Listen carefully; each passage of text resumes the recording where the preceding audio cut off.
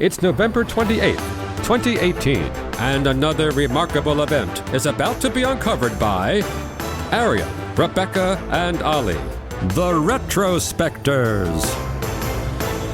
I think we can all agree that the last thing anyone needs when they're about to have a car accident is a grating emergency sound that causes your brain any more stress than it's already under.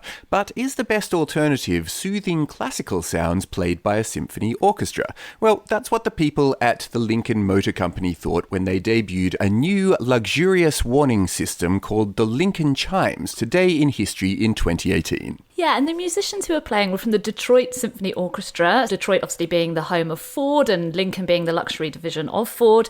They settled on a combination eventually of violin, viola and marimba, but that was at the end of a very long process in which they had recorded 125 different samples using a whole range of orchestral instruments. Yes, well, we know about this exhaustive process thanks to their press release on this day in 2018. So obviously some of it you have to take with a pinch of salt. The notes are precise, crystalline and rich with detail, it says. And they can only be heard in the all-new Lincoln Aviator. Like that's a reason you're going to go and buy a car, to hear some new chimes. But I suppose that shows you where we've got to at this point in history, isn't it? All cars are luxurious compared to what they were at the turn of the century. They're all safe. They all connect to your phone. They all have autopilot features. How does Lincoln differentiate itself? Acoustics. Yeah. Well, it was all the idea of a woman called Jennifer Prescott, who's the supervisor of what Lincoln calls vehicle harmony. And her job, Prescott's job, involves just overseeing absolutely everything to do with the sort of subtleties of the car, including warning tones, the feel of the knobs, and the way, lights gradually fade in and fade out when you get in and out of the car and so on. Yeah, although this wasn't bespoke, I quote again from the press release, with Aviator not yet in production, Prescott had the musicians sit inside a Lincoln Continental to experience the ambience. Yeah, exactly. So it's not, they weren't composing for the right car. Yeah. That's a totally different thing. That's second album vibes. But even Prescott said that when she pitched the idea to her bosses, she thought that they were going to turn to her and say they thought that she was crazy. And so I suppose, there is a fine line between uber luxury and coming up with something that actually nobody needs. Yeah, and Ford didn't actually have a composer create the jingles in advance and then just hand over some sheet music. The musicians, once they'd spent their time sitting in the Lincoln Continental, they were given an overview of the feelings they needed to evoke, feelings like your oil is almost empty, and then they just spent time hanging out in the car and coming up with ideas and trying them out. And eventually, the ones that were settled on were recorded live on stage at the Detroit Symphony Orchestra by the three musicians, one of whom was playing an 18th century violin. Yeah, it is a shock, isn't it, to see the video of three highly trained musicians playing this? Because even when you hear it in the car, I think you sort of assume it's computer generated somehow. Yeah, and also when you watch that video, which I definitely recommend people check out, there just is this sort of have they gone too far in this? They've got this whole symphony hall to themselves, an empty stage, and they're just going blum, blum, blum. Blum, blum, blum. It's I think we could have gone smaller here, guys. Lincoln is far from alone, though, in this level of detail given to its vehicular soundscape. 10 years before that, Bentley employed an audio production company to overhaul all of its alert noises and the indicator sounds, etc. The new indicator was taken from the noise of a grandfather clock ticking. It's such a small change, and it's one that obviously a driver consciously might not even notice, but it's that thing that says luxury, bespoke. People who are willing to spend a good amount of money on a new, fairly upmarket car, these are the level of things that, as you were saying, Ollie, all cars are great, by historical standards. What do you find to differentiate it? But it's so interesting, isn't it, with a brand like Bentley, where, people bought classic Bentleys because of the sound of the engine, like the sound the actual car makes. Yeah. Whereas now they have to synthesize the sound, and that's what they're selling it on.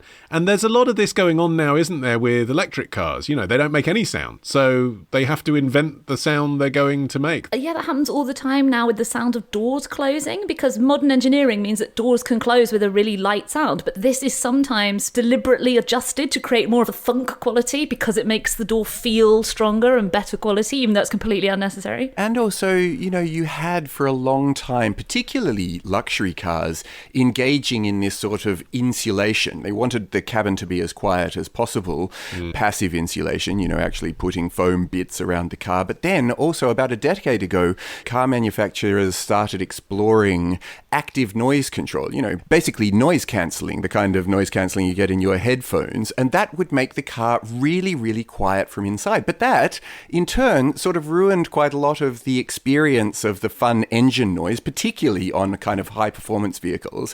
And now, a lot of the sound that you hear when you're in, like a top-end Range Rover or whatever, has been actually sort of digitized and sent to you, either kind of from the engine with, like, microphones that are there, or just with this false sound that gives you the impression of what a really pleasing, roaring engine should sound like from the inside. Yes, and what's weird is it's often marketers and brand people that have composed this music or commissioned it rather than designers. It's not the car designer saying this is what it should sound like.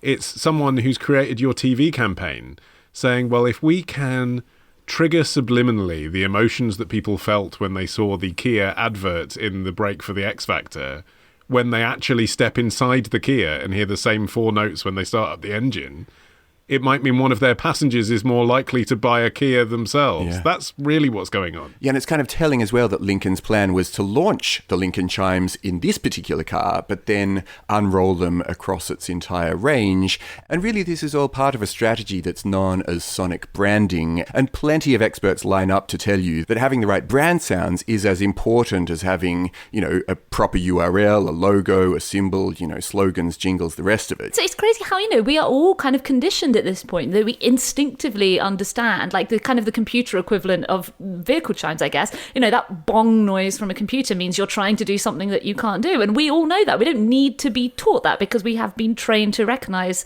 that certain sounds mean certain things. And I expect most of us can remember the startup chimes of our youthful operating systems with oddly fond nostalgia. I think about the Windows 95 one that sort of comes into my head. Created by Brian Eno. Yeah. That's the pub fact on that one, isn't it? Yes, he produced 84 micro compositions, each of 3.25 seconds. That was what he was asked to do. He was like, great, here's 84. But, the history of sonic branding goes way further back than that. It was the 1920s that NBC created the first trademarked sound, which was the NBC chime sound, which they still use now. Yeah, in 1940, NBC estimated that the average radio listener heard that 3-tone sequence 16 times a day, and it had permeated pop culture to the point that you could buy your own NBC mini chime set for $2.95 to give your domestic announcements a touch of glamour.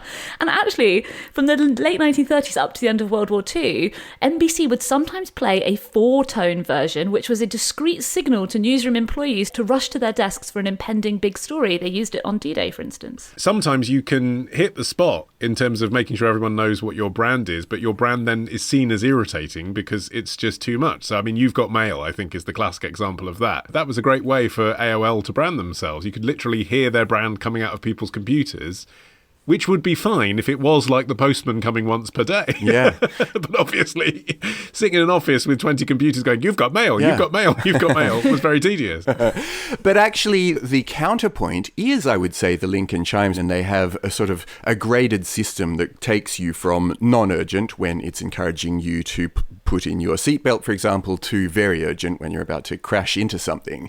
Or maybe this just isn't very important at all. Maybe a whole industry has sprung up around this so that they can charge millions of dollars for consultancy. When you read these articles about all the famous composers and orchestras and marketing processes that have been involved to create this unique 4-note sequence that, typifies our brand. Yeah. And then you press play, it is always da-da-da-da. It's not that difficult, really. It's extraordinary the lengths that some brands will go to justify what they've created when what they've created is just da-da-da-da. Yeah. Philips have a brand identity which is played entirely on light bulbs. And MasterCard have an album called Priceless, which is the audio sound of their Priceless brand. I listened to it this afternoon. And, basically, that's just, here are some songs that our management feel are appropriate to use in our ads. Why release that to the public? but it's all based on like the chord sequences that apparently you hear at their 235 million touch points around the world when you spend on MasterCard. I mean, I've never heard those notes in my life, never noticed it anyway. Also, how much does the album Priceless retail for? I think that's a thing you could put a price on. And so another week of retrospecting ends. But next week begins a day early at Club Retrospectors. Join us now to get an exclusive episode every Sunday.